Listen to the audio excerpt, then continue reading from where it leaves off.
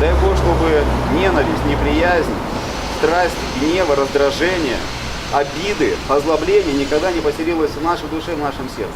Для этого каждый год мы собираемся здесь, на этом месте, на месте страшной трагедии, и просим, чтобы Господь по молитвам тех людей, которые сегодня предстали пред Господом Богом, даровал и нам сохраниться в духовном достоинстве, в лике и в образе Божьем, чтобы никогда ни гнев, ни печаль не господствовали нами, ни злость, ни раздражение не были основой нашей жизни. И все те невзгоды, которые сегодня происходят, мы знаем, что эта трагедия не первая, недавно была трагедия в Кемерово, когда погибли люди. И таких много случаев, событий, когда вдруг в одно мгновение, вроде как бы нелепо случайность уносит жизни многих людей, и детей, невинных, ни в чем не повинных детей.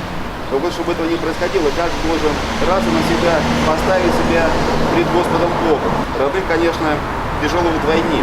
И я прекрасно понимаю, насколько это тяжело расстаться в одно мгновение, так и нелепо со своими родными близкими, с любимыми людьми.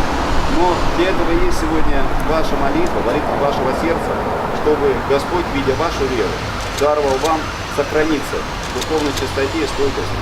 Дай вам Бог крепости духа, здоровья и молитвенного состояния.